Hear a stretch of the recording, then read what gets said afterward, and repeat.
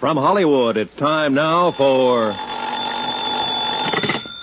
Johnny Dollar. Hi, Johnny.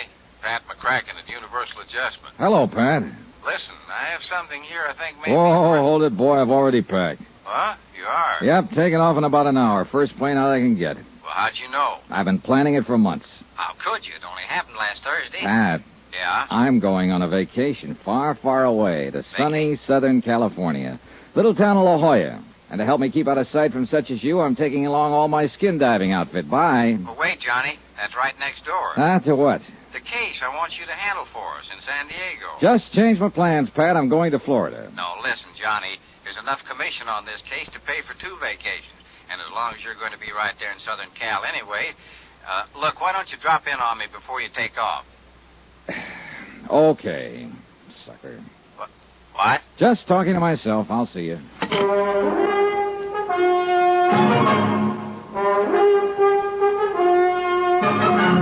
Tonight and every weekday night, Bob Bailey in the transcribed adventures of the man with the action-packed expense account, America's fabulous freelance insurance investigator. Yours truly, Johnny Dollar.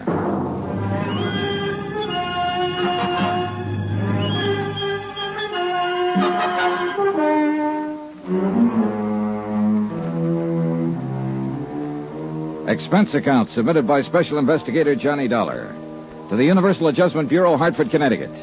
Following is an accounting of expenditures incurred during my investigation of the Jolly Roger fraud. Expense account item 1, taxi for myself and my vacation luggage to the offices of Universal Adjustment, 436 Parley Street, Hartford, in the hope I could argue both Pat McCracken and myself out of taking on the case. The last 2 cases I'd handled for Pat had almost cost me my life, and I was beginning to be a bit superstitious about anything he had a hand in. But trying to talk him down is like trying to talk down your mother-in-law. Maybe your skin diving trick will help you crack the case. But the main thing is you're going to California anyhow. This way you can put your whole vacation on expense account. Pat. And, baby, if I know you run down the case in about 2 days, come up with a swindle sheet for a couple of weeks. Pat. To say nothing of the commission I mentioned over the phone. Listen, will you? You see, the Jolly Roger was insured by Southwest Maritime Insurance and Liability for 460 G's. Bert Parker, in their San Diego office, can give you all the dope on it. Bert Parker? Sure, you remember him. Handed you the Molly Kay matter a few months ago. A very profitable case for you, wasn't it? Well, wasn't it? Yeah. Yeah, but now look, So you'll clean up on this, too. The Jolly Roger, you know, was one of the finest seagoing yachts on the West Coast. No, I didn't know. But, Pat, I'm Big not going diesel job, 110 feet long. Floating palace. Probably the most luxurious wooden hull job built since the... Wooden hull? 110-foot diesel job? Wooden hull? And that, unfortunately, is why she burned to the waterline before the weight of her engines carried her down to Davy Jones's locker. Total loss, huh? Total. $460,000 gone. That's too bad. Well, Pat, it was nice seeing you again. Now I got to get my plane to New York to get my plane for the coast. But I haven't even told you why we want you to look in on this thing, Pat, I am going to the coast on a vacation, remember? But I told Bert that you were on your way. You told what? Sure. Phoned him right after I talked to you. Well, you dog. Sure. He's promised to contact the Mexican authorities that you may need to help you and have everything all... How are they involved? Oh, now, look, Pat, enough of this. I got to get over. Sure. My car's right downstairs, and I can tell you the rest I know. No. Tell it to somebody else. I'm going out there on a vacation. Baby, you can't let me down on this one. Look, we haven't got any regular man out there, only a couple of part-timers like Bert Parker. You know, sell the policies with one hand and act as adjusters with the other. I got to go. Sure. You see, here, I'll take that back. And this one. You see, that works out all right on small accounts, but on these big ones... Wow, what do you got in here? A case of scotch? Pat, will you shut up a minute and let me Not tell on you... your life. That'd give you a chance to change your mind about taking on the... Here's the elevator. Oh, excuse me, lady. Sorry.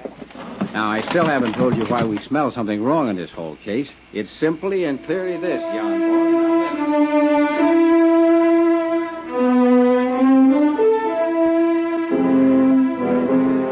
Yeah, it's simply and clearly this.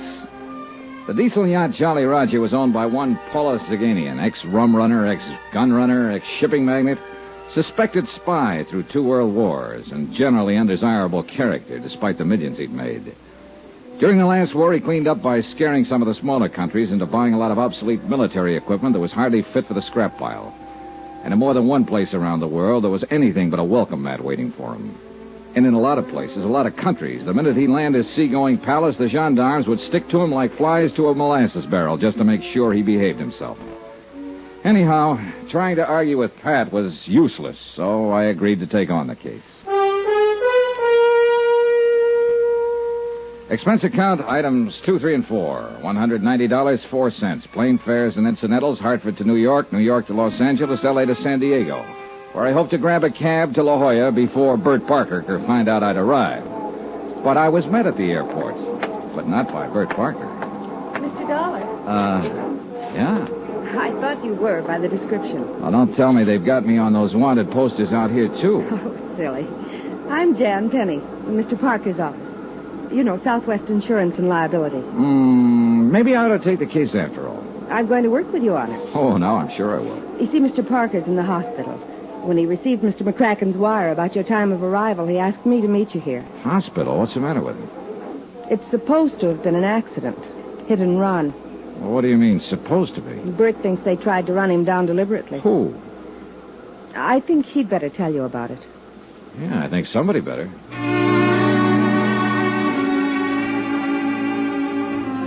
We picked up my luggage, dropped it off at a hotel. I phoned the place I'd made a reservation in La Jolla and told them I might be a day late. And Jan Penny and I went on over to the Queen of Mercy Hospital to talk with Bert Parker. On doctor's orders, I went into his room alone. Bert looked terrible. So glad you could make it, Johnny. Hey, you sure you want to be trying to talk, Bert? Look, why don't we forget it now? I have to talk. Oh, well, I can, Johnny. They try to kid me, tell me I'll be out of here in a couple of days. Lying, I saw the chart. Internal bleeding. Hey, Bert, take it easy, will you? Look, the doc said you have to take it easy. Well, why can't your gal Jan tell me all I need to know on the case? She can't accept this getting run down. Yeah, she said she thought it wasn't an accident. She thinks. I know. Yeah? Phone calls. Threatening phone calls. Threatening? About what, Bert? Because of holding up on this claim. Somehow somebody found out. I called Hartford. Asked for investigation. Who? Nagin denies that he... The owner of the Jolly Roger? Yeah. Denies knowing anything about the calls, but they weren't kidding Johnny. That's why I'm here. Then they probably know I was asked to come out here. Johnny. Yeah? Johnny, better go back. Drop this one. Oh, Bert. If they know you're here, they may try to... Johnny. Yeah? Hurt Johnny. Nurse. 3 hours later, while Jan Penny and I paced the corridor, Bert Parker died. The only thing I'd learned from him was that I'd better be careful. Mighty careful. I took Jan Penny to the roughest, toughest dive I could find, Ray Kemper's Cat Club, in the hope we could both drown a sorrow or two. Why, Johnny? Why did it have to be Bert? You liked him, didn't you? I loved him. I loved Bert. Now he's having another drink. Hey, Jan, don't you think maybe... Waiter. Waiter, 2 more, please. I know this is no way to face it, Johnny. It's all right, Jan. I came out here like everybody does. Every young female kid who's been told she's prettier than the rest. You know, yeah, the movies, Hollywood glamour, all that stuff. Yeah, I know. But it was rough. It was too rough. And I couldn't play the game they seemed to want to play out here. And I was all set to go back to the farm country and settle down to the same dull. But then I met Bert. And instead of giving me just a lot of fast talk, he said he wanted to help me. And he did, Johnny. He really did. Took me into his office here in San Diego. And we made this office, Johnny. We did. And he still didn't try to make any advances because he knew I wouldn't want that. But what he didn't know was that I loved him for it. That I loved him. Now he's gone. Hey, look, Jan, there's nothing we can do about it. Except try to finish the job he started on the case that put us here drinking too much and trying not to think of him and thinking of nothing else but him. Oh, thanks, bud. Here, keep the change. Johnny, Yeah? you're like Bert. You're straight. I'm glad. Easy, gal. Maybe you didn't know him as well as I did. But you cared about him enough to do this, and I... Jan. Listen, Jan. Yes? Grab your coat. I'm taking you home. I'm all right. Really, I am. You've got a double job to do tomorrow, his as well as yours. How can you talk? I know. I'm out here. I'm out here to knock off the Jolly Roger, make sure the payment of the claim is okay. At least that's why I came out here. Well, then how... Now I've also got to find out who... Well... Bert. Yeah. And I'm going to need your help. All right, Johnny. Come on, Jan. Grab your coat.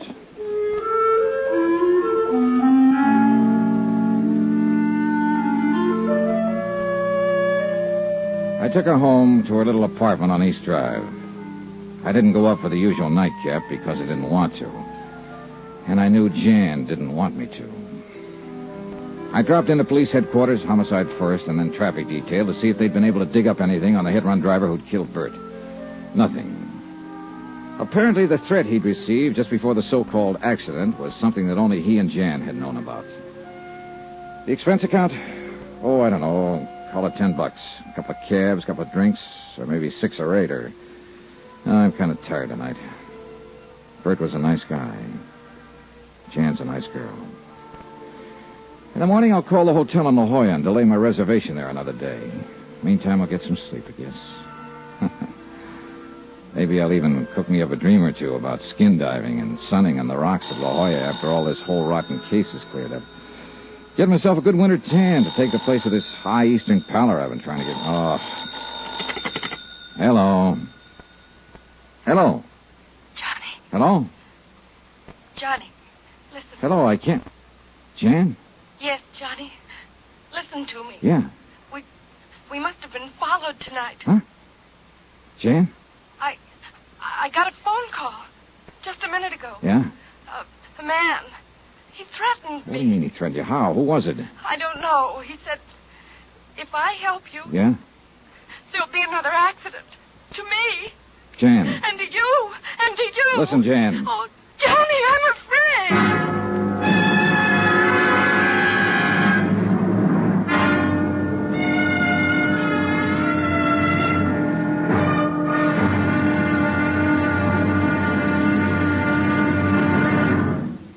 Now, here's our star to tell you about tomorrow's intriguing episode of this week's story. Tomorrow, well, it may sound corny, but where there's smoke, there's fire. Join us, won't you? Yours truly, Johnny Dollar.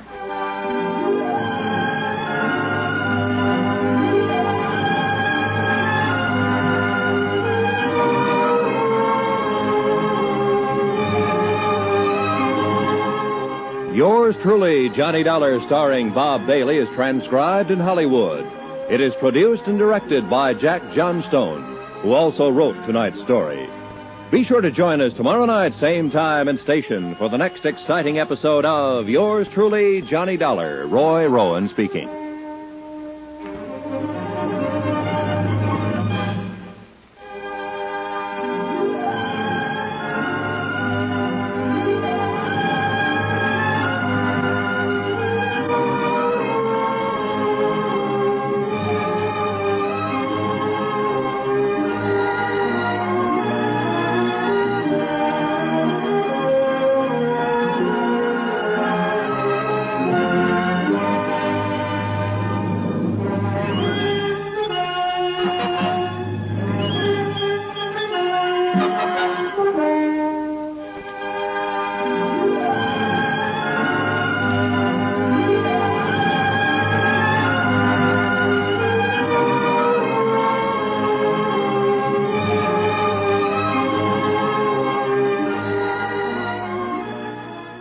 From Hollywood, it's time now for...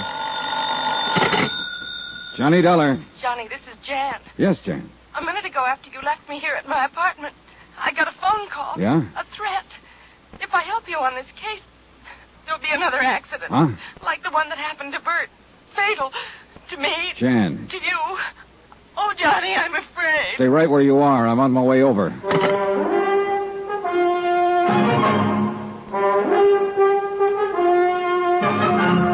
Tonight and every weekday night, Bob Bailey in the transcribed adventures of the man with the action-packed expense account, America's fabulous freelance insurance investigator. Yours truly, Johnny Dollar.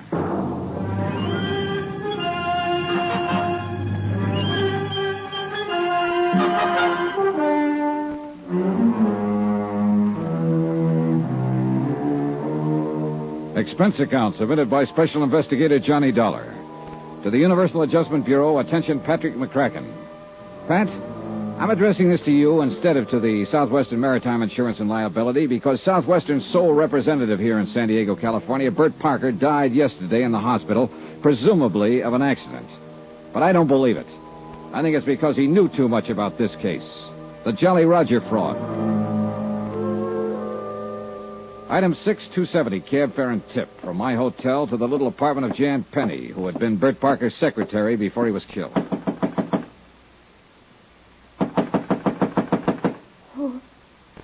Who is it? Johnny Dollar, you all right?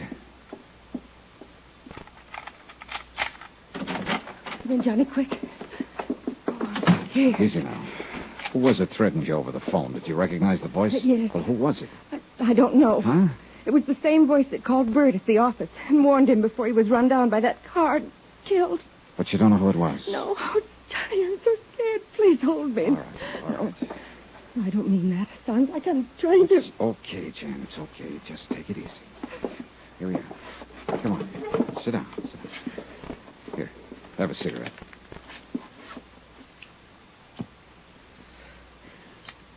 Sorry. I'm sorry, Johnny. I guess it's just been too much for a gal. Yeah, sure. I don't doubt it. I thought when I bought you a few drinks tonight, you'd be able to come back here and sleep and forget what's happened. Forget about Bert being killed. It's because he held up the claim on the Jolly Roger. Because he sent for you. That's why they're threatening you, too. Oh, Johnny, be careful. And you have no idea who they is? Of course I do. The same idea you have. The man who owned the Jolly Roger before she burned and sank. Paulus Vanagian. Just how much do you know about Zanagian? Only what Bert told me. He was an international crook, gun runner, spy, shipping magnate, international troublemaker. Yeah. Just about as welcome in any decent country of this world as the plague. Bert didn't want to insure the Jolly Roger. Certainly an appropriate name, all right. If ever there was an international pirate. Well, go on, Jan. Bert didn't want to insure it. $460,000 wooden hull and all, but he had to. Southwestern is a small company, Johnny, and the premium, 2 years premium in advance, was too much to turn down. So that was the clincher. Yes. And Bert needed it so much. But then it burned and sank. Yes.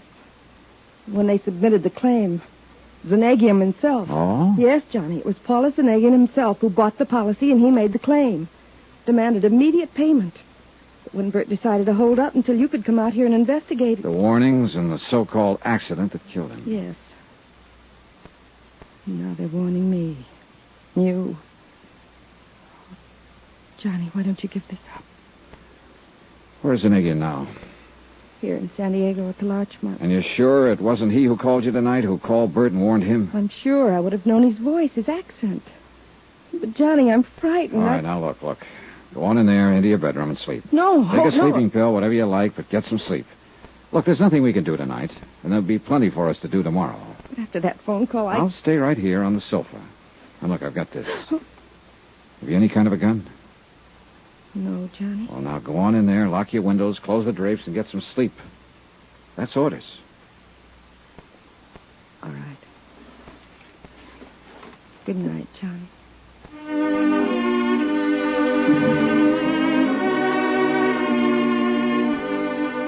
I hope Jan slept better than I did.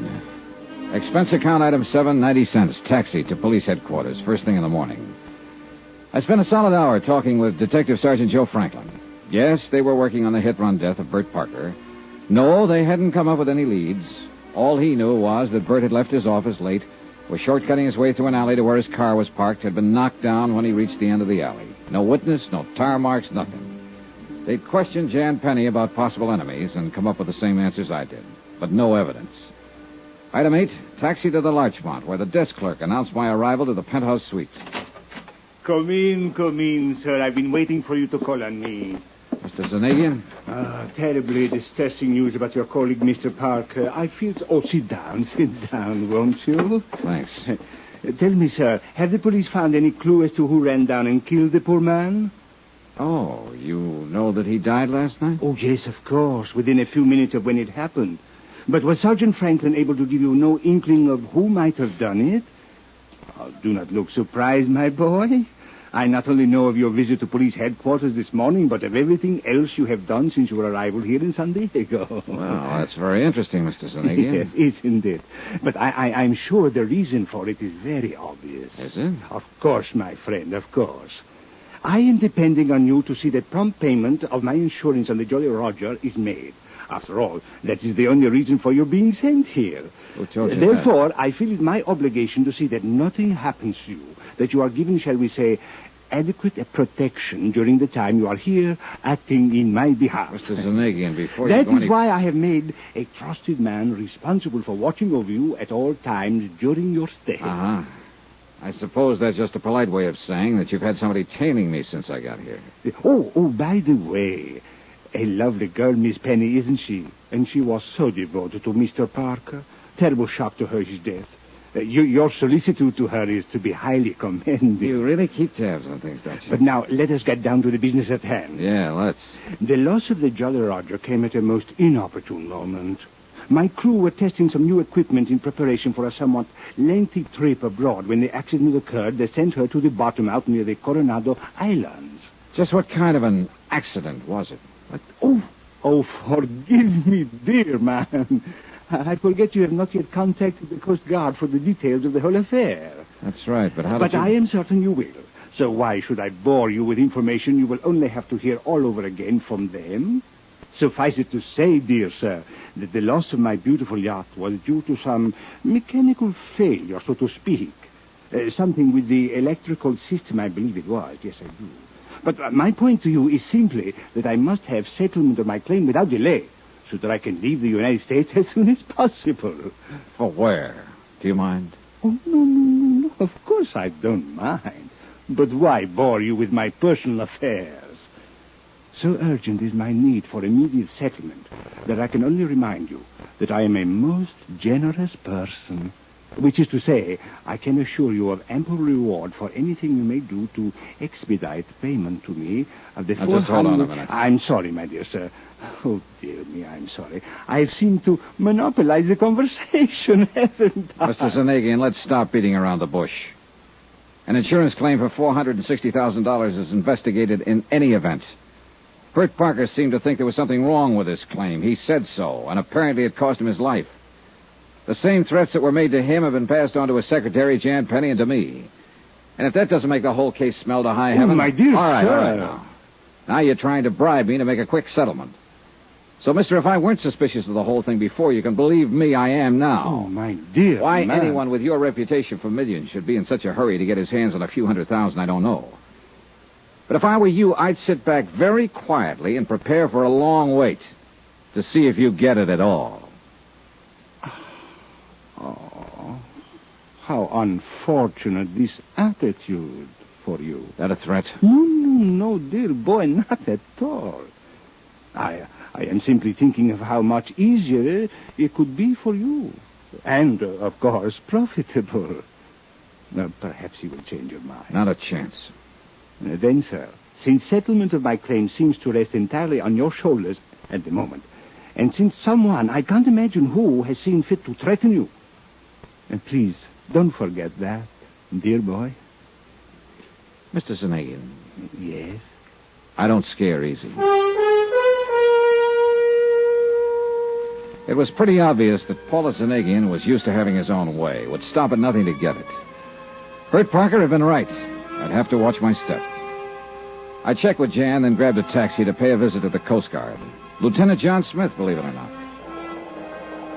You can take your choice, Dollar. Read the report on the burning and sinking of the Jolly Roger here, or the copy I let Bert Parker have. I take it you talked to him. Parker's dead. What? Yeah, hit and run. After he received a couple of threats to lay off this case. You locked up Zanegian yet? On what charges? Well, who else? Well, that's a lot to go on. If he didn't sink that boat himself, I'm a wall-eyed monkey. You find out anything to back that up? No, not a thing. The Jolly Roger sank in about as bad a spot out there as could have been picked. It's deep, bad current, dirty water from onshore silt. We tried to send on divers, got nowhere. Hey, wait. I thought she went down in Mexican waters off the Coronados. Yeah, she did, but we supplied the divers, or tried to. International cooperation, that sort of stuff. But we got nowhere. How'd you find out about it in the first place? One of our planes on routine patrol saw the puff from the explosion out over the water. By the time it actually got there, the hull was nothing but a mass of flames. Sank 10, 15 minutes later. What about the crew? The crew were lost, except for one kid, a cabin boy. Yeah, where's he? Mexican fishing boat out of Rosarito picked him up. He was in bad shape. The explosion had blown him clear. He's in the hospital in Tijuana. Well, look, wait, hasn't anybody talked to him? He was too badly hurt at first. But I spoke with the hospital just before you got here, and they think he might be able to talk by sometime this afternoon. Well, what are we waiting for? Come on, let's get down there. And I can't until later. Look, have you got a car? No. You want mine? Well, sure, let's go. How far is it? Even within the speed limit, you can make it in a half hour. Out this way. All right. Car's out in the lot in the back. Hey, look, you're mighty generous, Smith. I'll try to make this up to you somehow. Forget it. I'd like to see you get the goods on Zanegian just as much as you would. I didn't like having him come into port here in the first place. And then when I learned that both Holland and Switzerland had tied up all of his funds... They what? Sure. In early last week's papers. That's why he needs the money. Here's my car. And if you can learn anything down there, if I can be of any help, I'm on pretty good terms with it. Hey, Dollar. Oh, Mr. Dollar. Oh, about that. My car and excellent chauffeur Ortiz here would have got you to Tijuana much more rapidly and comfortably than you might drive, I am Hey, sure. now, wait, just a minute. What Which made is you why think I came to meet you here. I knew you'd want to talk with the cabin boy who survived the accident to my ill-fated Jolly Roger. Oh, you did? Yes. However, I fear it is too late. What do you mean? As I was leaving my hotel, I heard from one of my, shall we say, associates. He informed me that he had just learned from one of his, shall we say, contacts in Tijuana. Well? Alas, the poor cabin boy died only a few minutes ago. Pity, sir, isn't it?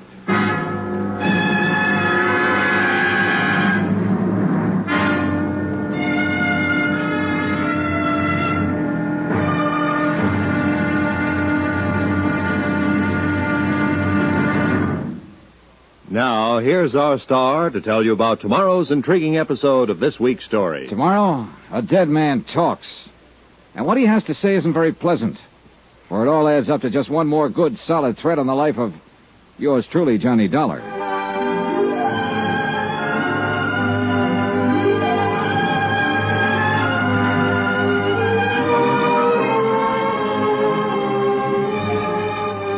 Yours truly, Johnny Dollar, starring Bob Bailey, is transcribed in Hollywood. It is produced and directed by Jack Johnstone, who also wrote tonight's story. Be sure to join us tomorrow night, same time and station, for the next exciting episode of Yours truly, Johnny Dollar. Roy Rowan speaking.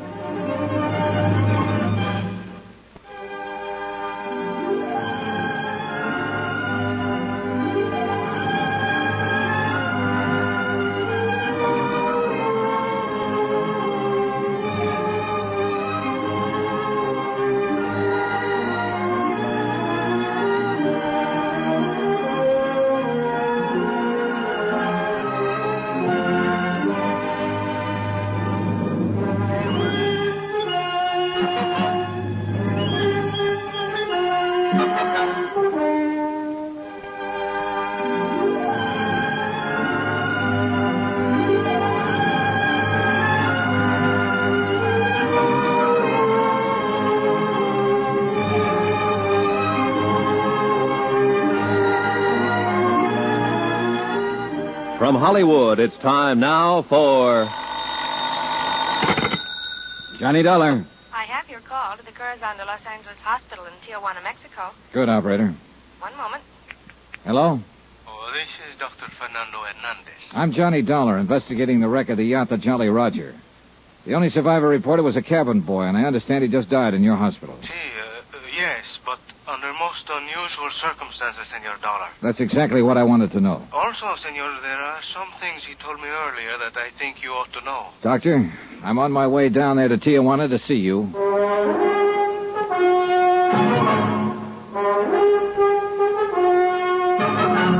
Tonight and every weekday night, Bob Bailey in the transcribed adventures of the man with the action-packed expense account, America's fabulous freelance insurance investigator. Yours truly, Johnny Dollar.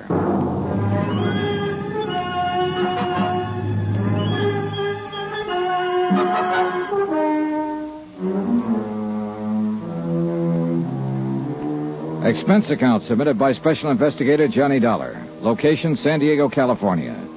To the Universal Adjustment Bureau, Hartford, Connecticut. Assignment, the Jolly Roger fraud. $460,000 worth of palatial yacht gone down to Davy Jones's locker.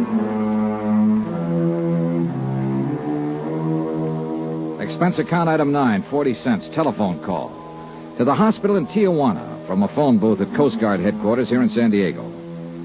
Because of the knack Paula Zanagian seemed to have for knowing everything I did, everyone I talked to, even on the telephone, I was afraid to let my call go through, even the Coast Guard switchboard. But before leaving for Tijuana, I checked with Jan Penny and talked briefly again with Lieutenant Smith. You mean you think Zanagian had somebody put that cabin boy out of the way before you could talk with him, Dollar? The doctor only said that he died under unusual circumstances. But yes, that's exactly what I think. What's more important right now is that apparently the lad told the doctor a thing or two before he died. So I'm going on down there. You want to use my car? Well, Zanagian seemed to know I was going to use it before. He'll probably expect me to use it now. So you better get me a rental car. Have it delivered to my hotel, service entrance, under your name. Okay. Zanagian made no bones about it when I talked to him. He's having me tailed. And he'll probably try to do the same thing to me that he did to Bert Parker, once he's sure I'm trying to block his $460,000 claim. Dollar. But me, I aim to stay alive.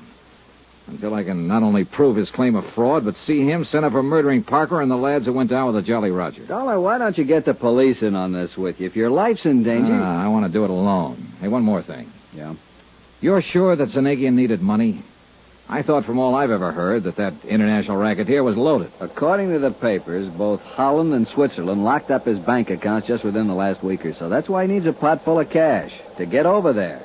That's why he sank his ship, so he could collect from your insurance company. Accident. Some mechanical failure. Is that what he said? Uh-huh. Something to do with the electrical system, to use his own words. But if the cabin boy was the only survivor of the explosion, and he didn't talk to anybody... Except this Dr. Hernandez I'm going to see. Right, then how could Zanagian know what made his yacht burn and sink? What's your guess?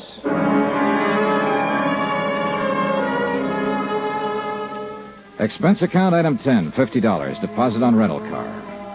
On the way back to the hotel to pick it up, I kept looking for somebody that I could identify as the tail Zanagian had put on me. But if he was there, I couldn't tag him. And as I drove the few short miles from San Diego to Tijuana, I began to wonder if maybe I was just too small fry for Paula Zanagian, shipping magnate, munition maker, international spy, to bother with. Nonetheless, I still kept an eye out for a familiar face, or more to the point, for a familiar car that might be following me. Midday traffic on the big broad highway was astonishingly sparse. A handful of tourist-type cars loaded with families on the way across the border for a quick look-see at Mexico.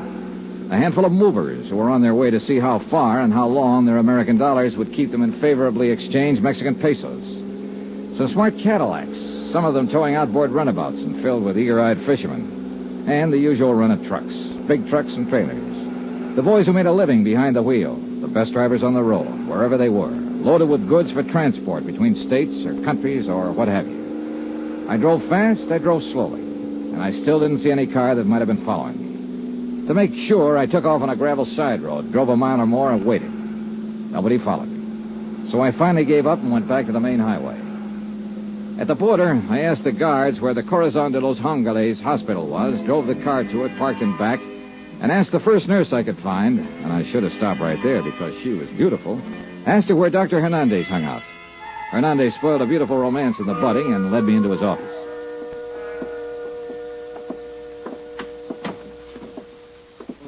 Please do sit down, Senor Dollar. Thanks, Dr. Hernandez. I'm so glad you've come. We here at the hospital, I must confess, were somewhat concerned when the fishermen brought in the poor young cabin boy who survived the wreck of the... what was his name? The Jolly Roger. Yeah, that's right. Zanagian couldn't have picked a better one. So? Jolly Roger's the name of the flag that pirate ships used to fly, skull and crossbones. I suppose you know. See, I know. He was a glorified pirate preying on the whole world.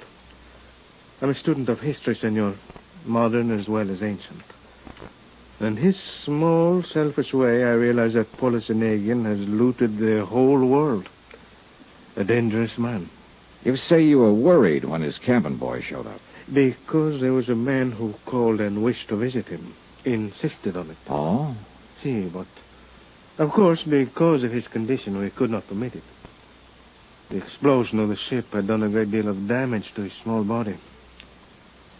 When he was brought in here, I could see that immediate surgery was necessary to save his life. Well, go on, Doctor. So I operated. And as I did so, realized that divine providence would permit me to save the life of this poor unfortunate. My operation was a success. But you told me over the phone that he died. We are a poor hospital, and usually we're not able to provide such things. But I appointed a special nurse to look after Doctor, him while I ordered that man who would not give his name but who insisted on seeing him be kept away. Doctor, you said... However, 2 hours ago, the nurse left him only for a brief moment and only to inform me of the remarkable improvement he'd made. Look, and Doctor... when I entered his room, he was dead. Look, Doctor, I'm sorry if you lost your patient, of course, but you told me over the phone that there was something unusual about his death. That's why I came down here. He would have lived. He would have lived, Senor Zola. Yes, I know. Except that someone got into the room with him during the brief moment he was left alone.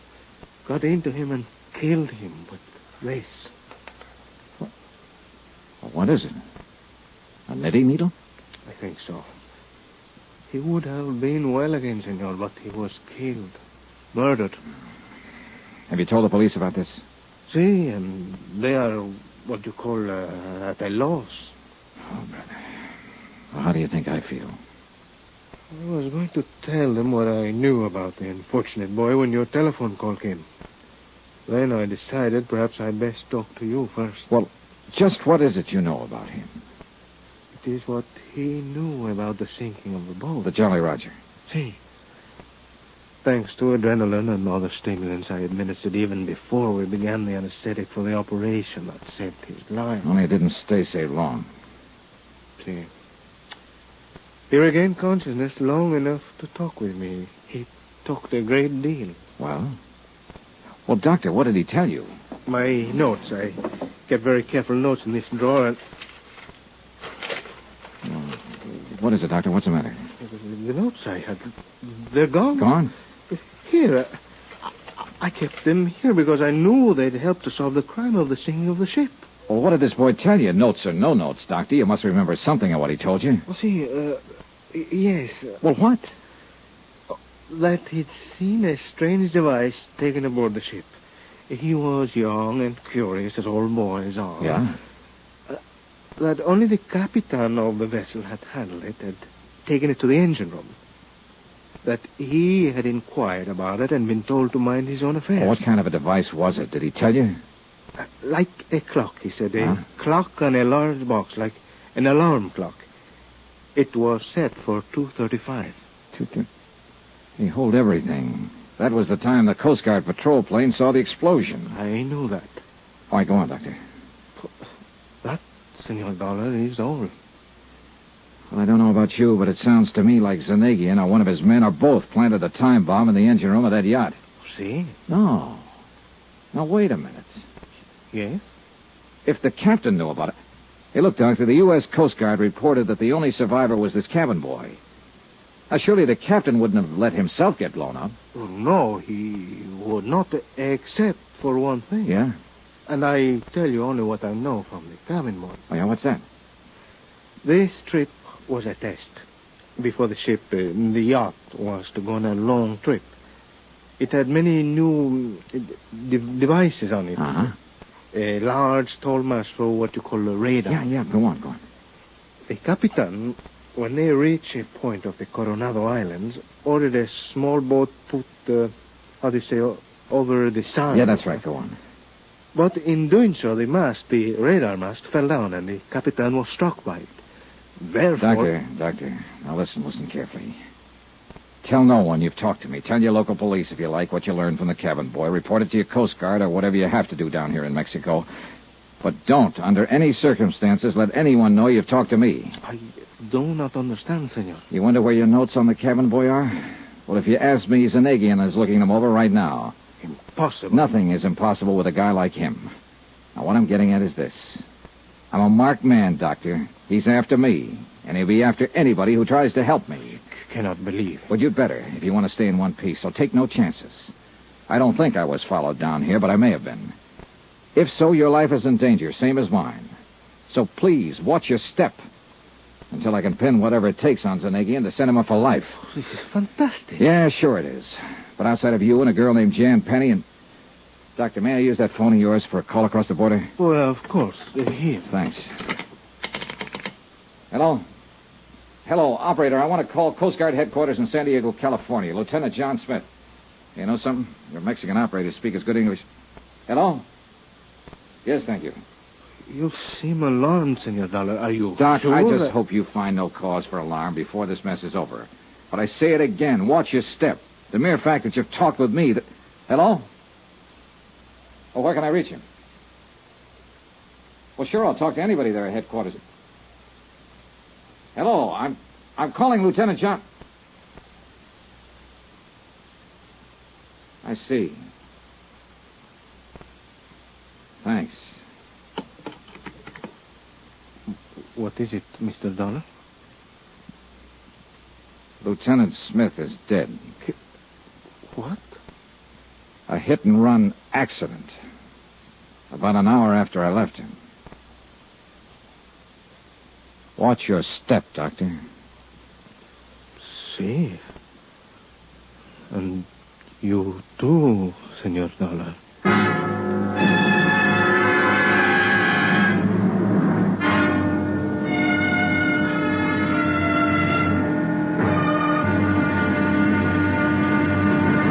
Now, here's our star to tell you about tomorrow's intriguing episode of this week's story. Tomorrow, some real help from two close friends. You know, close enough to kill. Join us, won't you? Yours truly, Johnny Dollar.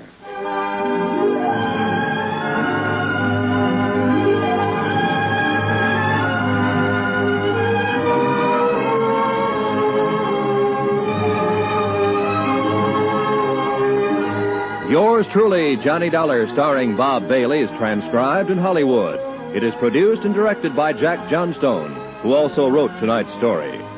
Be sure to join us tomorrow night, same time and station, for the next exciting episode of Yours truly, Johnny Dollar. Roy Rowan speaking.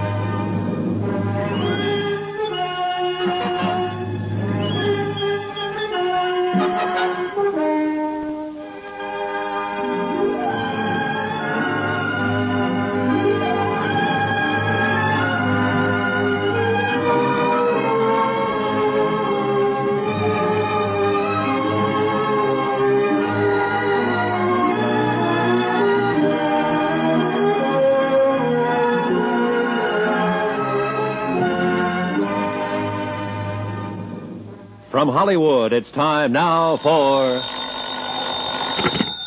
Johnny Dollar. Sergeant Franklin, San Diego Police Homicide. Oh, thanks for returning my call. What are you doing in Tijuana? Following a lead on the sinking of the Jolly Roger. What else? I still think that yacht was sunk by her owner, Paula Zanegian. You're not alone, Sergeant. Listen. Yeah? Bert Parker of the insurance company was suspicious. He held up the claim, so he was killed. Hit and run. I know.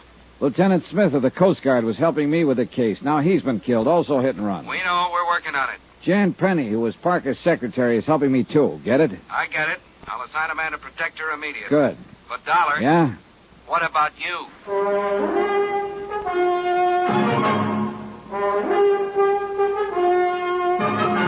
Tonight and every weekday night, Bob Bailey in the transcribed adventures of the man with the action-packed expense account, America's fabulous freelance insurance investigator. Yours truly, Johnny Dollar.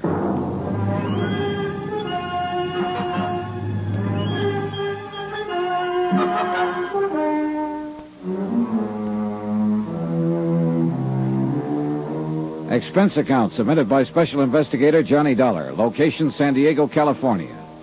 To Universal Adjustment Bureau, Hartford, Connecticut. Assignment, the Jolly Roger fraud. The sinking of a palatial yacht of that name and a couple of murders connected therewith.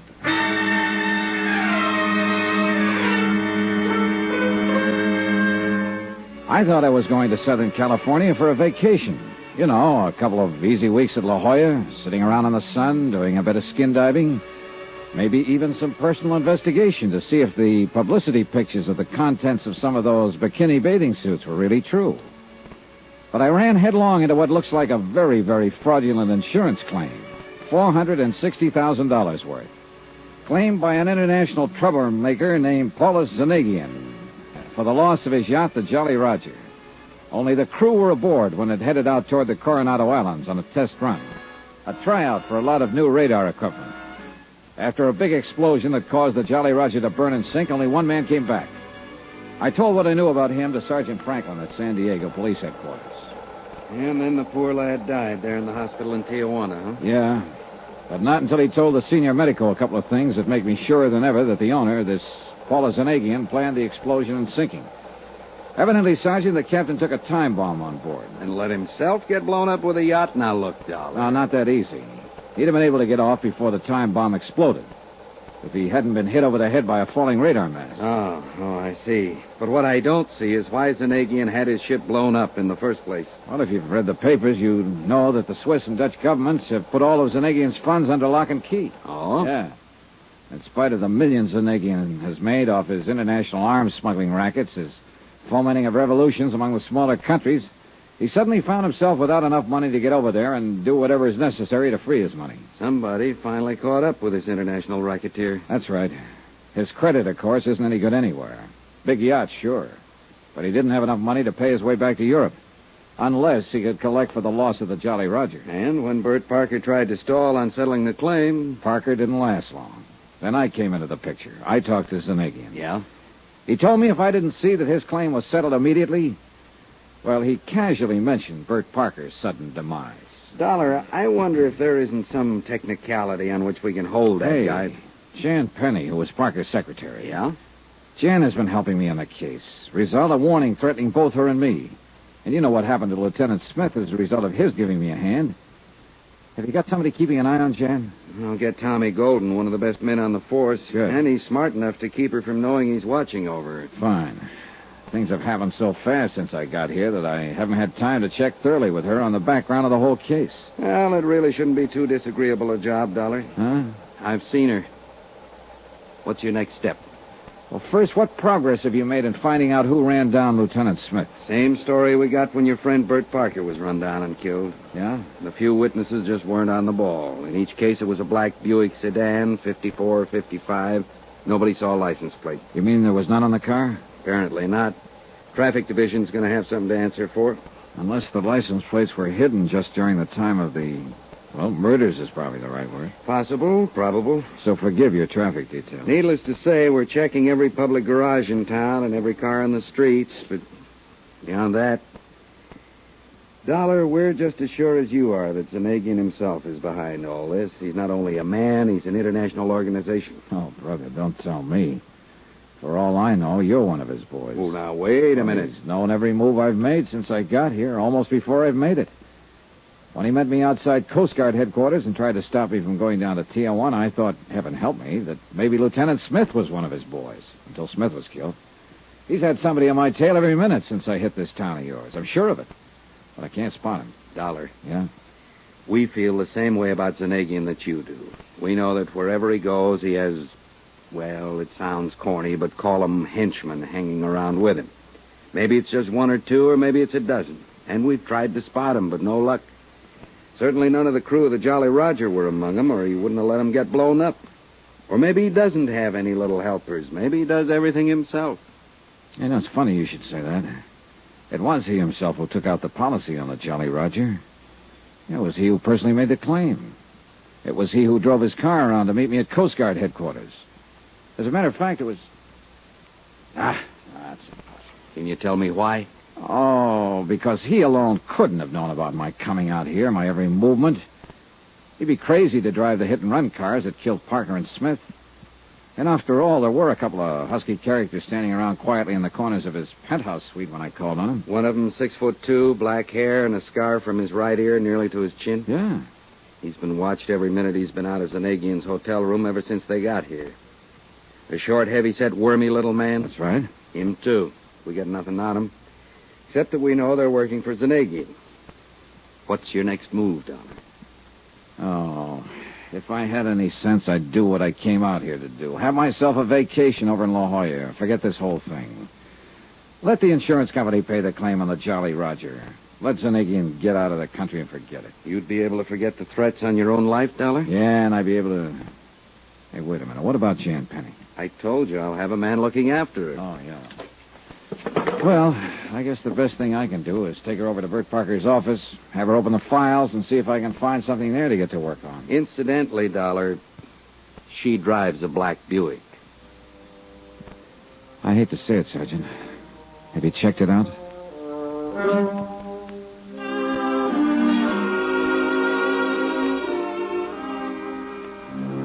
I probably shouldn't have thought what I thought about Jan when I asked that question.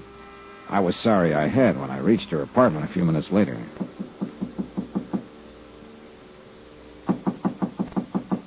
Who is it? Johnny Dollar. Johnny, I'm so glad. I was worried about you. Has something happened, I Jan? was worried about you, that's all. When you told me you were going down to Tijuana alone, well, I was worried about you. Oh, thanks. Hey, look, Jan, let's get down to business. Did you go down to the office this morning? Yes, I took a cab down there right after breakfast and spent the entire day. Uh-huh. Were the files on Zanagian's policy on the Jolly Roger intact? Well, yes, why do you ask that? And nobody bothered you there? No, except... Except what? Johnny, it's the reason I'm so glad you're here. What is? All day I've had the feeling I'm being followed. Oh, maybe you are. Because of the warning over the phone. The one I told you about. And you still don't know who it was? No, but Johnny, the warning was for you, too. If you don't lay off this case... Is that the way the voice on the phone put it? Yes, and it threatened me if I helped you. Look, Jan, you want to back out while you're still in one piece? You know what happened to Bert Parker when he tried to buck Paula Zanagian? I love Bert, Johnny. He was the kind of man you are. Honest and good and... Oh, Johnny, why don't you get out of this case? Pay him off, anything. But don't risk your life on it, too. You really mean that, don't you? Oh, you're fine. And don't you see this madman Zanagian will stop at nothing to hurt the people who oppose him. And if you keep on... Even if it means forgetting about finding out who killed Bert Parker? Yes, Johnny, yes.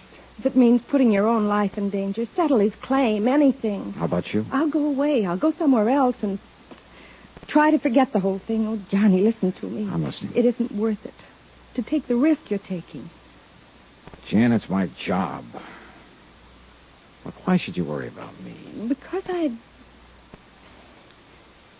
even if I have only known you a few days, I don't know, maybe it's rebound. Maybe I'm acting like a baby, but since Bert was... Oh, Johnny, I'm so alone and I'm so lonely.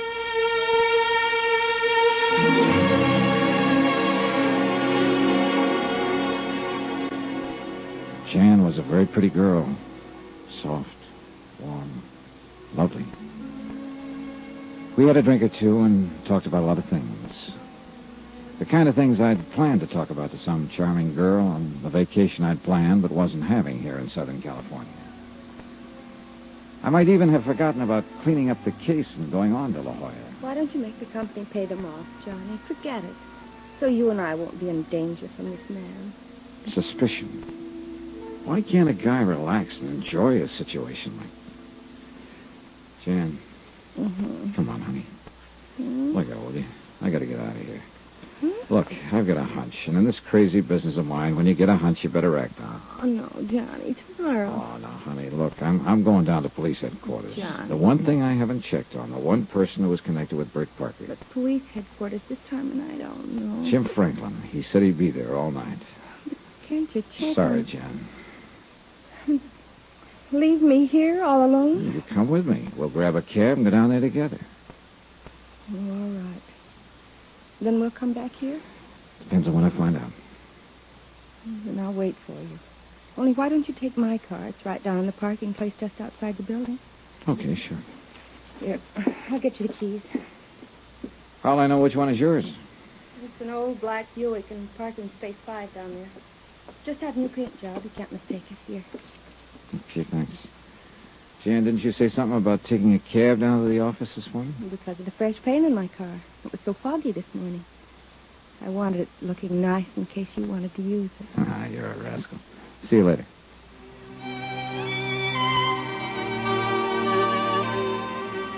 I kissed Jan goodbye for the time being and left. I hadn't the least idea in the world of contacting Sergeant Franklin at that time of night. But I had to think this thing out. Suspicions, pure and simple, about a lot of things that might explain how Zanagian had known my every move since I arrived in San Diego. Yeah, that was it. Get out on the road in the fresh air alone and think a bit. The black Buick was parked in the lot in Space 5, all shiny in its new coat of paint. Yeah, new paint. That might cover up any marks a hit-and-run killer made. I was about to close the door, turn the switch, and take off when I noticed that somebody, the car painter perhaps, had left the hood open. I stepped around to the front of the car to slam it down when my guardian angel, or whatever it is, told me to take a good look inside. I'm glad I did. Glad I'd noticed the hood partly open. That I hadn't turned on the key. Because wired to the ignition was a bomb that would have blown me to Kingdom Come.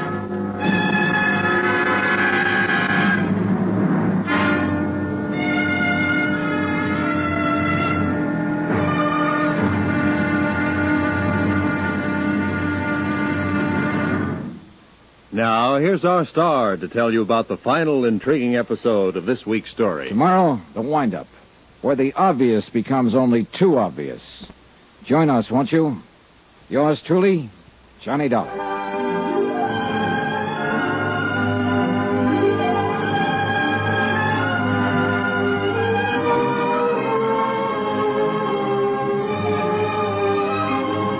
Yours truly, Johnny Dollar, starring Bob Bailey, is transcribed in Hollywood. It is produced and directed by Jack Johnstone, who also wrote tonight's story. Be sure to join us tomorrow night, same time and station, for the next exciting episode of Yours truly, Johnny Dollar. Roy Rowan speaking.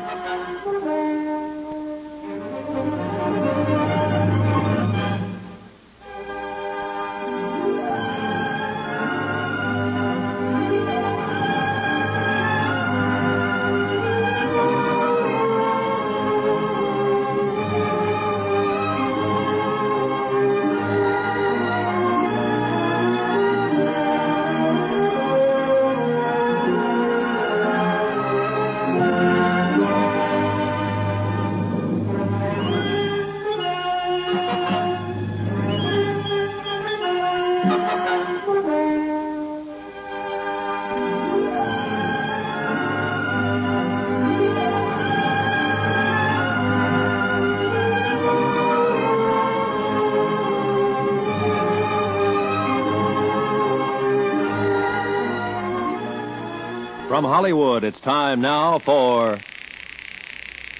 Hello? Johnny Dollar. Johnny? You sound surprised, Jan. Well, yes, I am, dear. I thought you were going over to police headquarters. I changed my mind. Then you didn't need my car after all. No. Are you coming back here to my apartment? Johnny? After I take a little walk. As I told you, I've got to think this case out, and I can't very well do it wrapped up in your arms. Well, can I? Why don't you take a drive along the shoreline in my car? Want to come along? Jan? I'll wait for you here. Yeah. See you in a little while. Much sooner than you think, baby.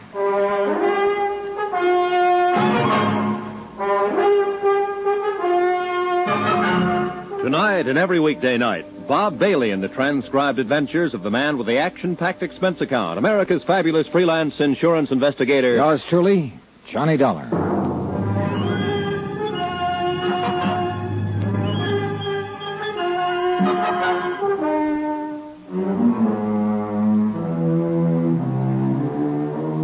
Expense account submitted by Special Investigator Johnny Dollar, location San Diego, California. To Universal Adjusters Bureau, Hartford, Connecticut. Assignment, the Jolly Roger fraud, including the loss of a palatial yacht and a couple of murders. Expense account item 12, phone call. And one thing I didn't tell Jan Penny was that I was calling her from a booth right on the ground floor of her own apartment building. Another was the reason I changed my mind about borrowing her car to drive to headquarters for a talk with Sergeant Franklin. Oh, I'd gone out to the parking lot and climbed into her car, all right. But as I was about to insert the key to start it, I noticed the hood wasn't closed down tight. That saved my life.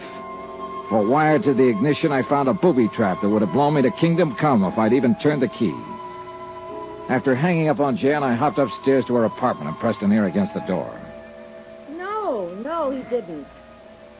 Because he just phoned me from somewhere outside. But he said he's coming back here, and I tell you, you'd better come over here. No, he just said he's going for a walk. Of course I can handle. All right.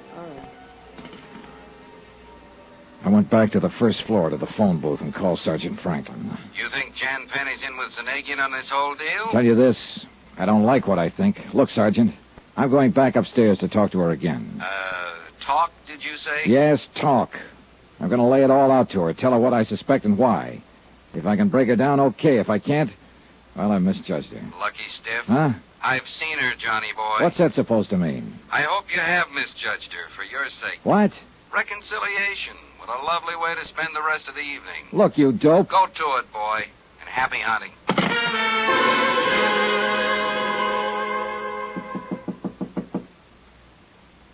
Who is it? Johnny? Yeah. My, that was a short walk. But I'm glad. Are you? Or are you sorry I didn't stay away longer so you could get some help? Help? Sit down. Sit down, Jan. I want to talk to you. Oh, how masterful. Here? As you know, I didn't borrow your car after all. Sit next to me, darling, and let's continue from where we left Because off. Fortunately, somebody goofed, left the hood partly open. Closer, Johnny. That's why I discovered the booby trap that would have gone off as I turned the ignition key. Closer, Johnny. Booby. What are you talking about? That's why you didn't hear the expected explosion right after I left you. Oh, no. Then they are after me, too. The warning over the phone. If I didn't stop helping you in this case, they... Oh, Johnny, what'll I do? Johnny. For one thing, take your arms back to yourself. What? And move over to your own corner of this couch so I can pull a gun if any of your pals... My dear Mr. Dollar. Zanagian. I fear it's too late. Ortiz here will pull the trigger if you so much as move a hand toward your gun. He's an excellent shot. Yeah, I'm sure he is. Awkward coming in the service entrance, but I was concerned lest your phone call in the lobby might have been to the police. Here now. Permit me to take charge of your gun. Just a minute, Zanagian. I should. Yeah, thank you. Oh, yes, this is Ortiz, the man I've had following you since your arrival here in San Diego. You don't recognize him, dear boy? Yeah, I keep him from seeing me. You never know I follow him. Oh, yeah. Yeah, Ortiz, you've been pretty good at it. But as long as we've been introduced now, why don't we shake hands? Go back, or I shoot. Oh, and the wood, my boy. And the, I believe you call it a silencer, would obviate any undue noise. Wouldn't you be happier if he did pull the trigger, Zanagian? But I wish to talk with you, dear Mr. Dahl. I don't think we have anything to talk about. Oh, but we have. You see, dear boy, I'm curious to know why you suspected Jan here of complicity in our little plan. Lovely girl, isn't she? Pretty obvious, isn't it? Now? Oh, forgive me. I realize in a situation like this, it is usually the detective, or in this case, the insurance investigator, who at the point of a gun extracts a confession from the, shall we say, criminal. However... Okay, I'll tell you. Apart from the threatening phone calls, which nobody but Jan seemed to know about. Terrible story for her to make up. You warned me in the beginning you'd have somebody tailing me while I was here in San Diego. To make sure I didn't spoil your plan to collect some $460,000 insurance on that yacht you burned and sank out near the Coronados. Quite right. But I must ask you to be brief, in case that phone call you made was to the police. You see, with only Ortiz and Jan left of my staff and crew, I can't very well afford Sure, that call was to the police. That's why I'm trying to stall you with a lot of talk. Thank you. For if that were true, dear boy, you would never admit it. But do continue. All right. I've been followed before. I know, or at least I hope I do, every trick in the book for dodging a tail. Too good. Ortiz, you shouldn't admit he got away from you. Yeah, too good. But now I make him sorry. Ortiz, please. I wish to hear more from Mr. Dollar, and I wish to speak to him. As a matter of fact, dear Mr. Dollar, there is really no need for you to continue. You are a very intelligent young man. Oh, thanks. You realize that no one but our little Janet could have provided me with all the information I had. You're coming out here to investigate the sinking of the Jolly Roger, your touching deathbed scene with Mr. Parker, your conversations with Lieutenant Smith of the Coast Guard, and... Oh, she did dispose of him quite well, didn't she? Jan? Who else, Johnny? Who else could have run down Bert Parker without leaving him? You ought to have your neck. No. Ortiz, please. I wish to talk with Mr. Dollar. No wonder you insisted I drive your booby-trap car tonight. Really, darling, I'm glad that you didn't. Because if you'll listen... Yes, dear boy, listen to me. You are intelligent, as I said before. You even learned why I am in immediate need of funds, so that I may finance a return to Europe and free the money of mine that has been frozen there. Millions, dear boy. And as the lovely Janet will attest, those who work with me share with me. It's true, Johnny. Regardless of his reputation, when it comes to the people who will work with him... Like the crew of that yacht and whoever else was working with him. He admitted that only you and this trigger-happy character here were left. Oh, tools, my dear boy. Quite unlike the intelligent colleagues such as yourself and Janet, whom I wish to keep close to me. Oh, artist boy, that means you better watch your step. What do you mean? Nothing, Artist, nothing. My dear Mr. Dollar. Yeah, I get it. All I do is report that your claim should be paid, and I'm on your team. And you will never regret it. Not only money, more than you ever dreamed of, but... Janet, my pearl, you do like our Mr. Dollar, do you now? You dirty rat. Oh, get back. You admit you sank the Jolly Roger yourself, Zanagian. But of course. And all the men who went down with it. What had to be done? Even a little cabin boy. Oh, yes, dear boy, yes. Both he and the crew on the Jolly Roger were in danger of upsetting my plans. They had to be eliminated.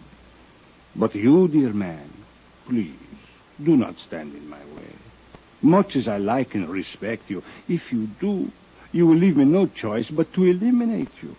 Even as I had to rid myself of Parker, the Lieutenant Smith, the cabin boy. Look, Zanagian, what if I were to say, okay, I'll go along with you? Aha. To say the least, it would get me out of this present pickle I'm in. And much more. I still wish that gorilla of yours would aim his gun the other way. Oh, Ortiz, I think you might relax a bit for the moment. But I watch you. Go on, dear boy. Okay. What kind of assurance do you think you'd have that I wouldn't double-cross you? There is the factor of fear. Fear? Oh, my dear man, don't you see? The choice is as simple as this, and the choice is yours. You either accept my offer now, or you accept a bullet from Ortiz gun. And the latter I would regret exceedingly.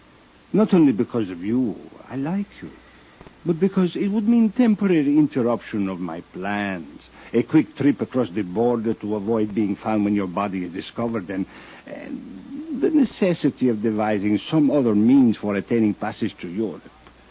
But far more formidable problems have been overcome many times. Dear Mr. Dollar, I do not wish to have to discuss this further. So tell me... Zanagian, I have good news. Yes? For me, not for you. You mean you refuse? No, dear boy. No, I mean you aren't going to have to discuss this any further. You won't be able to. But, my Much dear... as I'd like to tie up this case with a big fancy ending, a real dramatic tagline... I do not understand you, all of dear your boy. long-winded confession a minute ago might just as well have been stated in court. What? As a matter of fact, you'll probably hear it in court, word for word. I do not understand. You and this homely trigger man of yours aren't the only ones who know about the service entrance to this apartment. What do you mean? You may as well give up quietly, because the gentleman standing in the doorway directly behind you is Sergeant Franklin of the San Diego... Oh, no, you don't, Artie. I've been wanting to describe it. No, please! Do not hurt me! Help! Please!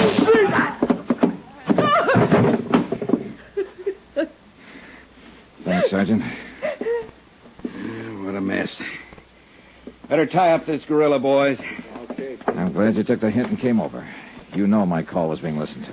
I kind of thought so. Well, no more Zanagian. Dead? Yeah. By a slug from this big monkey's gun. If I'd known he was that bad a shot, I might have tried to jump him earlier.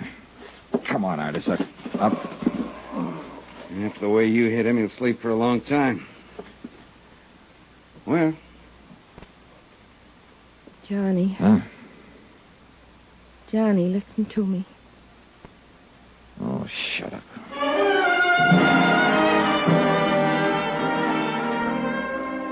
Expense account item 14, $217.50, hotel in San Diego, incidentals and plane fare back to New York and Hartford.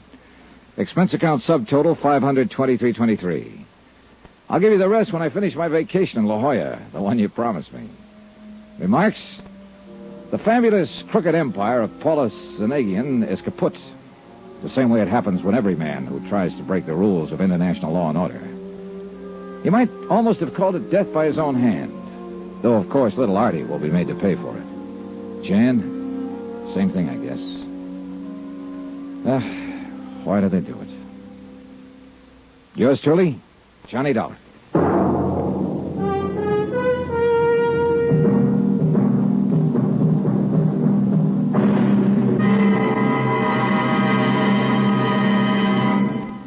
Now, here's our star to tell you about next week's exciting story. Next week, Vacation. And a beautiful romance that turned out to be a prelude to murder.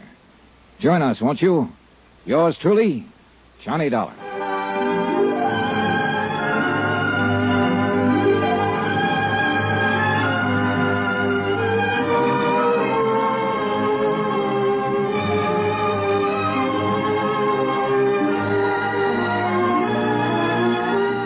Yours truly, Johnny Dollar, starring Bob Bailey, is transcribed in Hollywood.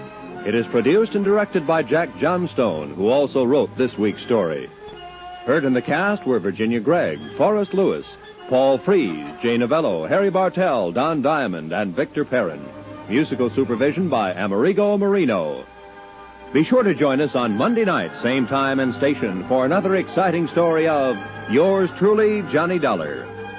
This is Roy Rowan speaking.